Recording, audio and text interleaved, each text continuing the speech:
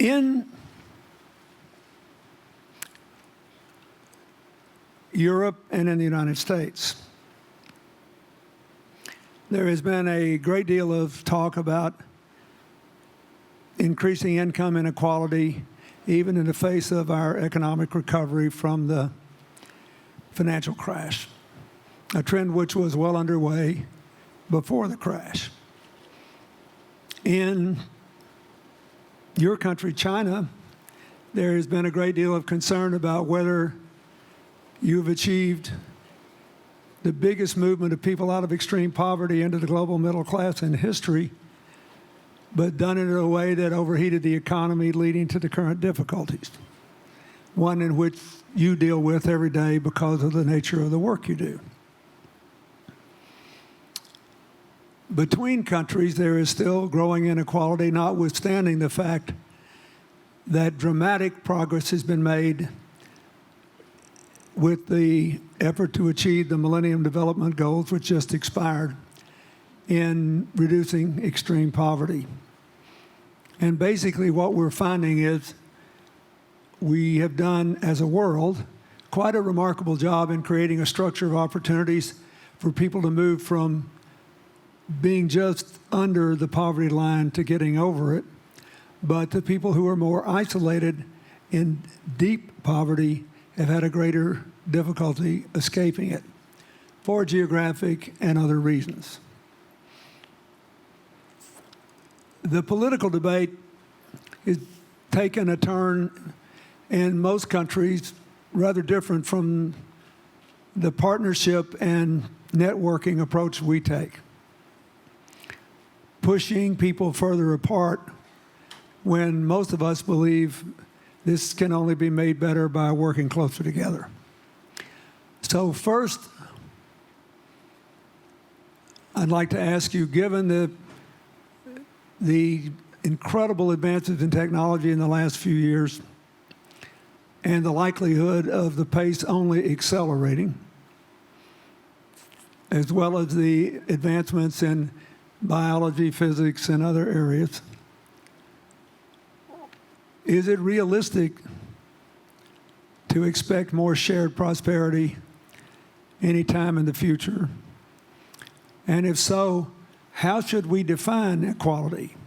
Elizabeth, for example, she can talk about this, but she has become wildly popular among those of us who follow things like this for developing a comprehensive blood test that will tell you all kinds of stuff for prices that are more than 50% below the normal Medicare reimbursement rate. And demanding the democratization of access to those results to the people who give the blood. So that's another way of defining increasing equality, both in terms of what information you get and how much less cash you have to pay out. So, and we all know that Jack started off providing goods at a breathtaking pace and is now looking into all kinds of other things. So I'd like to give both of you a chance just to talk about this. A, is it realistic to think that we can continue to reduce inequality across the world and within advanced economies, given the rate of technological advance? And B, do we need to be more creative and realistic about how we define what reducing inequality means and increasing opportunity? Want to go first? I think absolutely. I think the promise of technology is that we can make access to basic infrastructure and, in many cases, to more advanced infrastructure than is even currently available today in developed economies, available to people who are the most in need, in the same way that cell phones have leapfrogged over the lack of landlines in so many places. And I think the promise of Silicon Valley and these places in the world in which there's so much creativity is that we can demonstrate that there are models for doing well by doing good and for applying technology and developing technology for those who are most in need. I mean, the best business models now are ones where you're developing goods and services for prices that are lower than those that are subsidized by foundations. And when you bring that type of basic access, in our case, we're focused on health and access to health information, it's the first step in being able to get people well enough to go to school and to be able to pursue economic development. Well, first, I want to make a point and then give both of you a chance to follow up on that, but I want Jack to answer the question.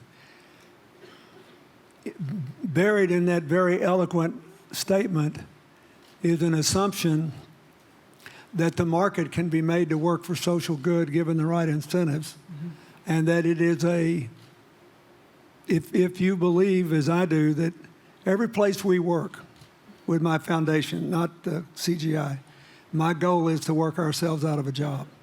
I believe people want to stand on their own 2 feet. I think they want to be empowered. And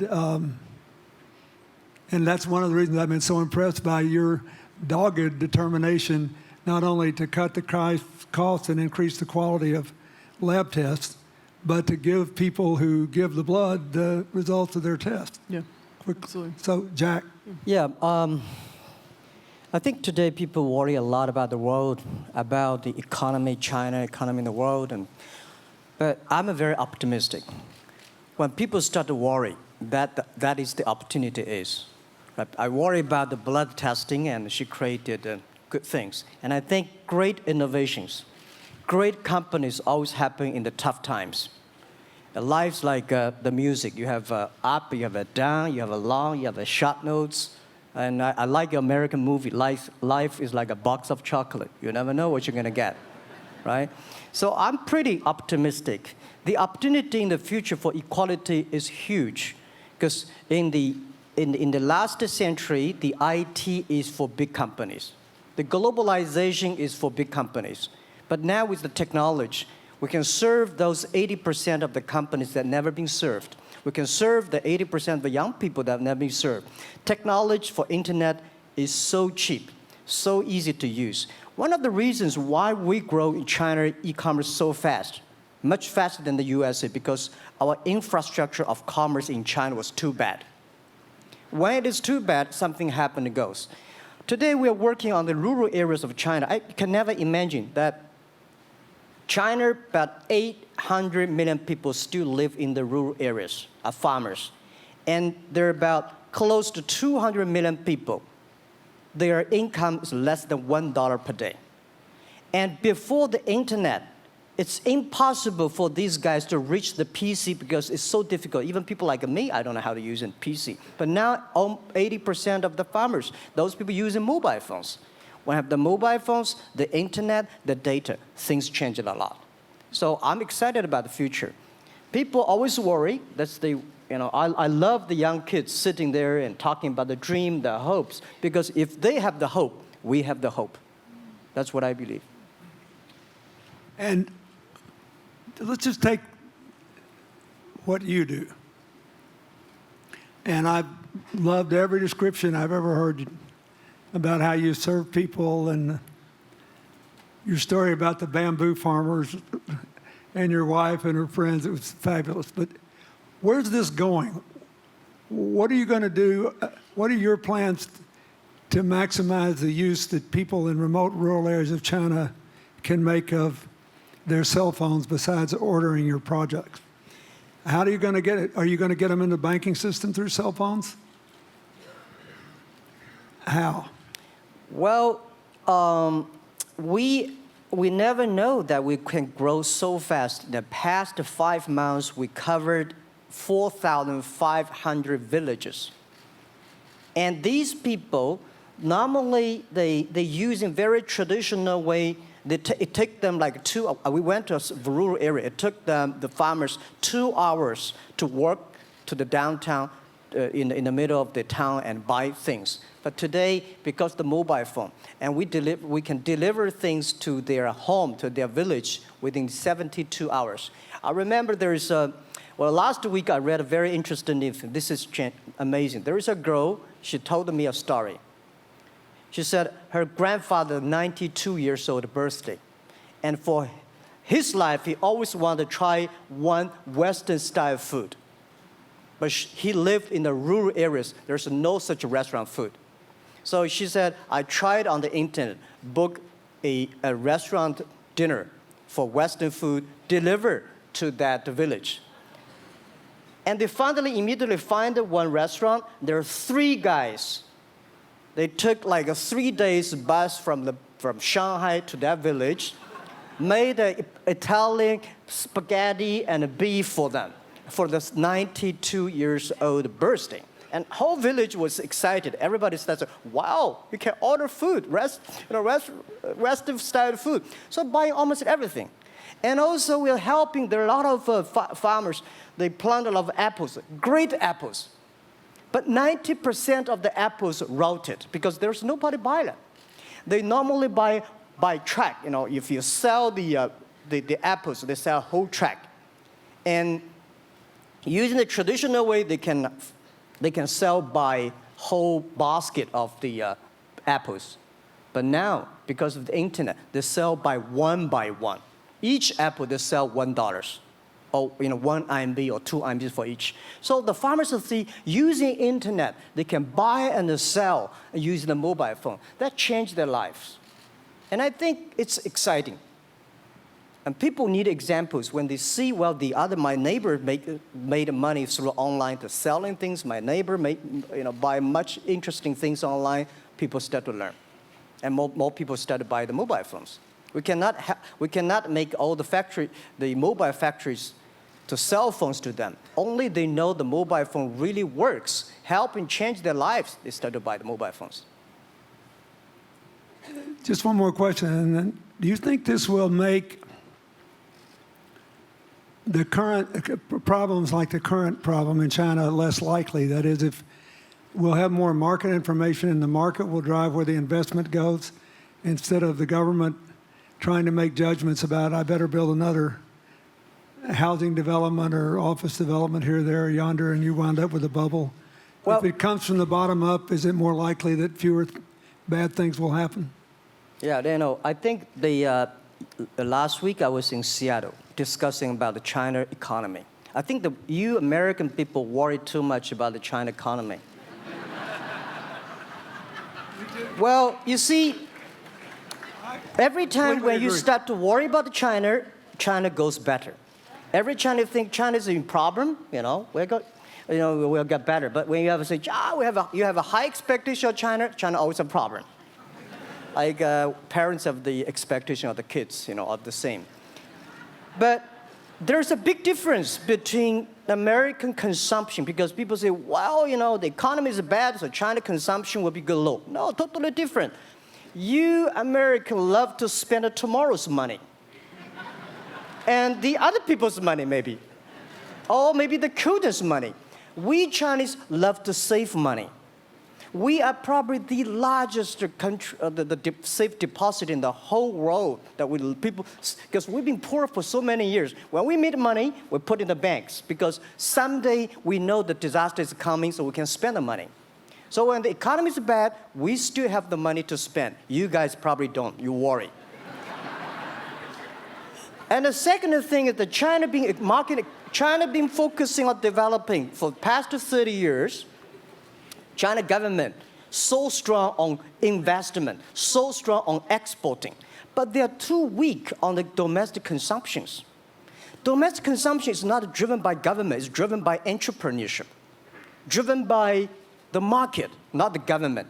So in the past 20 years, government is so strong.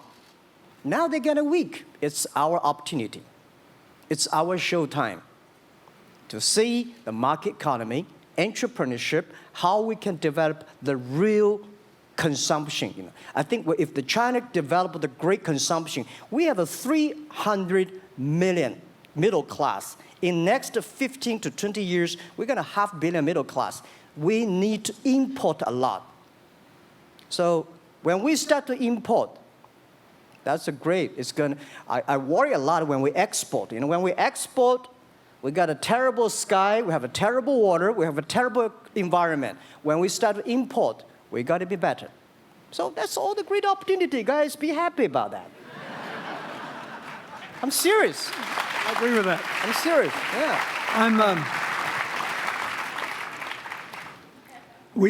Worry about yourself. Don't worry about the others. The reason some of us worry about China is we depend on you to buy our debt.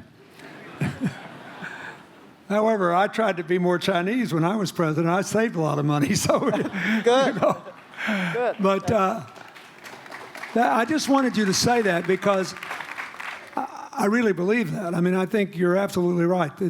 The trend toward greater internal consumption is, I think, will remain unbroken in spite of whatever the difficulties are in the next few months. I think it's important not to overreact. You can't break the trend. You've got to clean up the land from chemical contaminants. You've got to clean up the air. You're going to do it. Yep. And a lot of Chinese will make a lot of money out of that. There'll be a lot of great new companies, and there'll be opportunities to import from other places. Yeah. So can you discuss your theory of what you're doing and other things in terms of whether it advances equal opportunity and social solidarity? Tell them what you think is going to happen. And what other kinds of, when your opening remarks, you just said technology is going to be active in this way in other areas of the economy. What do you think the next big opportunities are? But first, tell them just in 2 sentences what you're doing, because Jack and I know, and we haven't been clear enough. Explain it, and explain how you think that advances social solidarity and equality of opportunity. Well, our work is in the belief that access to health information is a basic human right.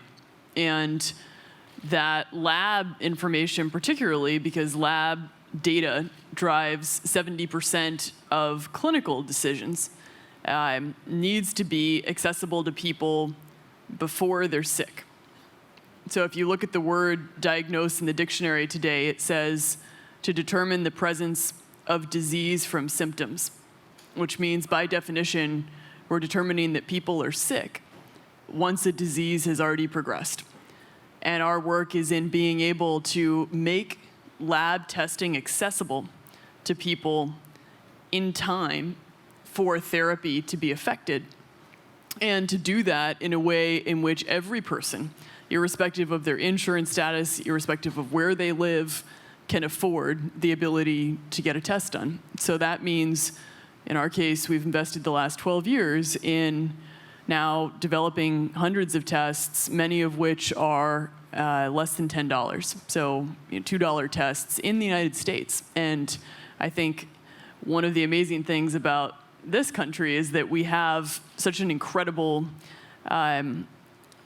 ecosystem for fueling creativity, and that creativity can create new markets. So in answer to your question about the market being able to conform itself to social good, I think the creativity that goes into creating these new technologies creates new markets in and of themselves. And our basic belief is that those new markets come from empowering individuals and enfranchising individuals and trusting that individuals have the capability to engage with information, and in accessing that information, beginning to take control of their own outcomes and their own health outcomes, and in doing so, changing the way our healthcare system works. Think what this could mean for rural China, Yeah. for rural India, for Native American reservations Yeah. in America, for the Mississippi Delta, for the remote areas of where all the jobs were lost from coal. You're all of a sudden giving people information. And one of the most important things I think we did in my second term as president in the healthcare front was develop this diabetes self-care program. And all of a sudden, Jack's company could be delivering the means to self-care based on your test. I mean, I think that this is a very big deal. We all want to live as long and as well as we can. And Craig Venner was here. We were joking about whether we'd make it to 100. But in the meanwhile, you want to keep people healthy. And if they're sick, you want to intervene early, not late. Yeah. Well, and if you look at, the ability to engage with this information, we have a $4 trillion healthcare problem in this country. 20% of it is type 2 diabetes, which is reversible. And we have 90 million Americans who do not know they are pre-diabetic. But access to information and the ability to engage with that information is the foundation for being able to change those outcomes and cost, right? One more fact, and then I want to call on Jack. You founded this company 12 years ago, right? Yeah. Tell them how old you were. I was 19. Yeah. So, don't worry about the future. We're in good hands. So, I always think about 19, where I am. 19, I've not passed the examination for university yet. I failed 3 times, but I think it worked out. I'm not good at schooling. Well, yeah, that's why I give confidence to a lot of young people in China. If Jack Ma can be successful, 80% of the people can be successful. People like her, we're jealous. But, well, equality, I would like to make a little bit technology helping, because yesterday I was joining the UN Women Conference about gender equality. And I think the first technology revolution happened 200 years ago in the UK, released the human body, the arm, stronger. The second technology revolution in the USA for energy, you can last long. But this technology revolution released the brain. So this century is not a competition who is stronger, whose muscle is stronger. It's who is smarter, who is soft, who can listen. It's the challenge of wisdom. So man, woman equal. On the internet, you can never see he's a woman or man. And on the internet, women can serve much better than men on the internet. Men talking about the business, talking about numbers, competition, they make business very cold. Women, they make business very cozy, lifestyle, and interesting. 50%, more than 50% of our shop owners, more than 5 million shop owners are women. And people love that. I mean, this is a great thing I see, that this century we see more and more women leaders, on the state leaders, presidents. In the future, we're going to General Secretary of the United Nations should be a woman leader. And this is the great century for equality. And I feel excited about that. let me ask you, we're almost out of time, but one of the things that we haven't talked enough about here, and not just here, but generally, is whether the leapfrogging we saw with cell phones, which was instrumental in your phenomenal business success and which will make it possible for you at the appropriate time to do what you've done on a global scale, hitherto unimaginable in all of human history for anybody to have any of their own health data. We've seen examples, but not the kind of dramatic penetration we need with energy and clean energy, and enough in a short enough time to avoid the worst consequences of climate change. So do you believe that, your country has done more than anybody else to try to put up solar panels, and some of your companies went broke because you overdid it, right? But beforehand, and you got to work out the phase out of the coal, the phase into the sun and all that. Meanwhile, Africa, which is growing like crazy because of the cell phone in no small measure, and has 6 of the fastest growing countries in the world, still has vast swaths of its land totally dark at night. Do you believe that it's possible for us to scale up with distributed solar power rather than centralized as quick as we did with the cell phone? And if so, and if that were your business, if you had to quit what you're doing today and start there, how would you do it? And how would you do it? Lady first, I know that. I'm such a huge believer in technology, and I think especially right now, we're at an incredible time in terms of new technology and the ability to apply technology in a scalable way towards solving some of these problems. So I would look at it in the context of some of the renewable solutions that we already have, and in the context of empowering, connecting individuals with access to those solutions, and in the context of creating markets around them. I think that there's real opportunity to actually create an ecosystem in which people can financially benefit from these solutions, and I think that's going to drive an adoption. I think in developing economies, there's a revenue stream associated with that, and the more we can turn even already some of the technologies that we have into markets, the more that we can fuel, I believe, local growth and individual engagement in beginning to adopt some of these solutions. Just related to that, Jack, you answer it, and then I'll ask you one final question. Yeah, I am a strong believer that technology can make world much better, because people say China economy is getting slower. I'm happy about the 7%, even 5%. Even 5% of the GDP of the number of China, of the second largest economy, is big enough. But you don't expect China to keep on growing 11%. Because like one human body, when you're 1.8 meters tall, you cannot keep on like a 10% growth every year. You have to grow the quality, your mind, the wisdom. So I think China needs new technology to solve these problems, and which today the data, the clean technology, all these things that China is supposed to do, if we keep on the tradition, the old ways, we'll go nowhere. This is why I feel excited, because people ask me, what is your dream now? Because I never thought I would be today. I can sit here talking to president. I'm like a guy, on the street, and like failed 3 times for university, 5 times for high key schools. I applied for 10 times in Harvard school, all rejected. I never thought, because of the technology, because the internet gave me this opportunity. So I think when I retire, I don't want the Chinese people have a terrible water to drink, unsafe for food, and the money we make all spent in the hospital. That's disaster. So how we can use the technology to enable young people, the great chance of this world, don't worry about it. We got 1.4 billion people who were born in 1980s. They are the people of the internet times. They are going to have new ways to solve the world problems. The things you are worried about today, they can solve it.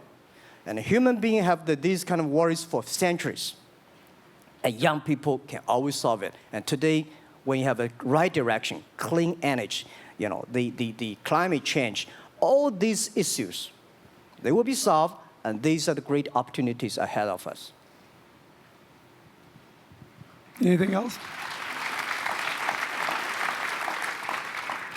I agree with that. I think the more we can enfranchise people, the more we can create ecosystems in which individuals are empowered, the more we give rights to individuals to be able to build businesses, to be able to pursue the economic benefit of technologies, the more you see these markets change.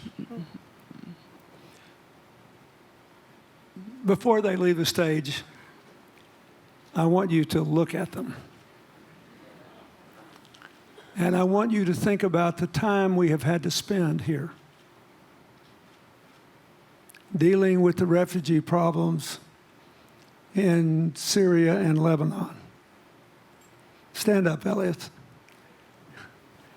This is my friend Elias Bousab. He is the education minister in Lebanon.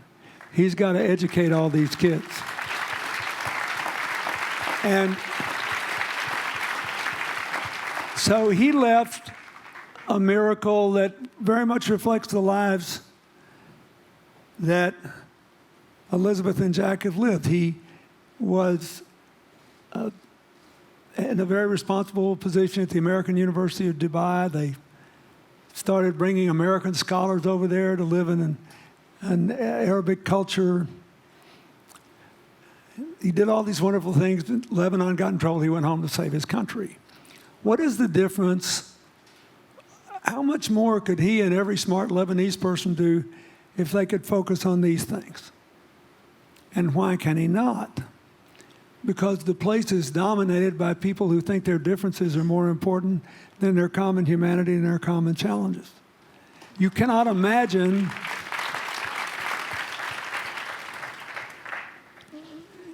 Jack Ma's proud of being Chinese. I like that. He never hid it. He's happy about it. I'm proud to be a global citizen too. Yeah. Yeah. And I imagine Elizabeth's proud to be a blonde-haired, blue-eyed American techno whiz from Northern California. Yes. But they don't, not a word either one of them has said has defined the meaning of their lives or the direction of their work with negative reference to someone else. My friend Dikembe Mutombo, stand up. No, you don't have to stand up. It'll hurt you too much. You're an old man.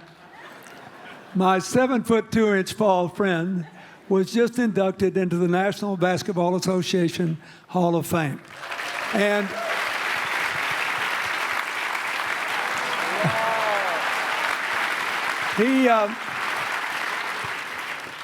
my family, my whole family loves him. And I have seen how much he has given back to his native country, Congo, which has been so troubled. I've known him a long time. We both went to Georgetown University. I did before he was born, I think. I've never heard him say a resentful thing about anybody.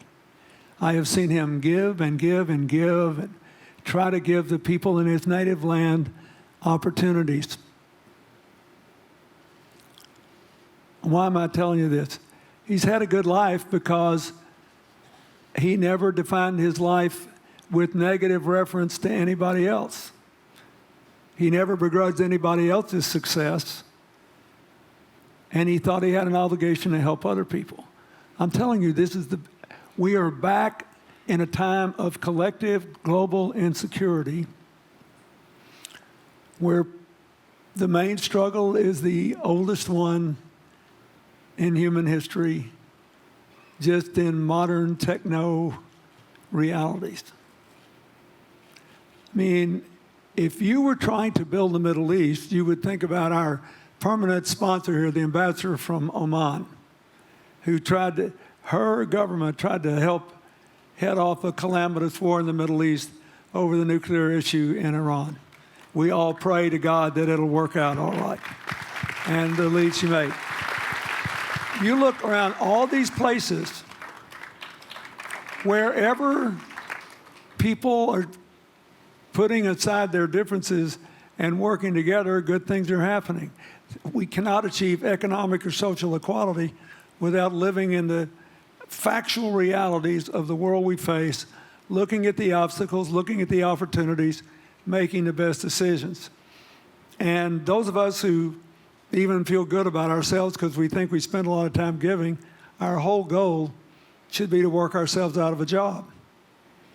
One of the things that Bill and Tanny Austin are sitting there with Starkey, they started giving away hearing aids, and then they decided, well, we better teach these young people how to speak. If they get the gift of hearing, they'll have to learn that. So they got into the education business.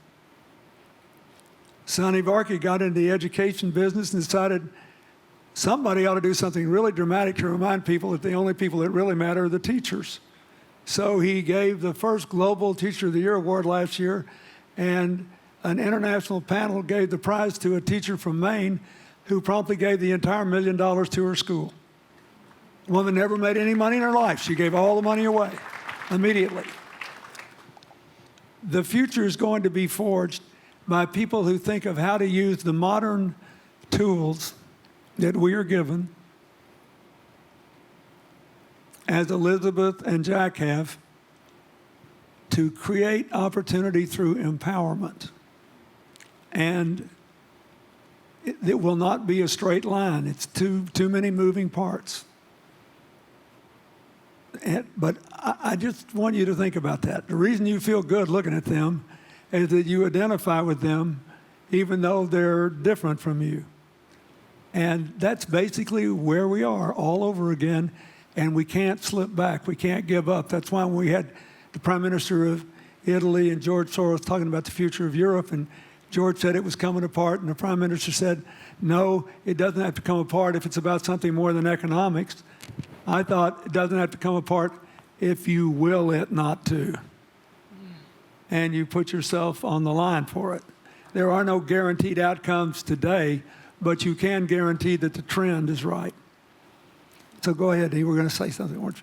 Yeah, I just wanted to add, I mean, as we're talking about the future and from my own experience and looking at all the faces here, I think a huge part of the answer to your question is also to raise our little girls with the stereotype that they can be the best in engineering and science and math. Because when they do in all of these industries, it changes everything. And we need to do that in this country, and we need to do that as parents in other countries. You know? Yeah, I was thinking about if what you say. I think about when you talk about problems, you normally it's like a politician. When you talk about opportunities, that the business people. I was thinking about how we can using this all the problems that change the problem become the opportunity. And I don't know. I just feel excited when people talk about problems. I think think about if you can solve one of them, that's the chance. And today, nobody live in this century has so many opportunities and so many tools they can use to change other people's life. And I think in the last century, which I call the IT time, this century is called the DT time, data technology. IT is to empower yourself, make yourself strong. DT is to empower the others. When you empower the others, you empower your future and yourself. So when I listen to you talk, I agree, and I think that's why we were born in this century. That's why how we can use the internet to help more people.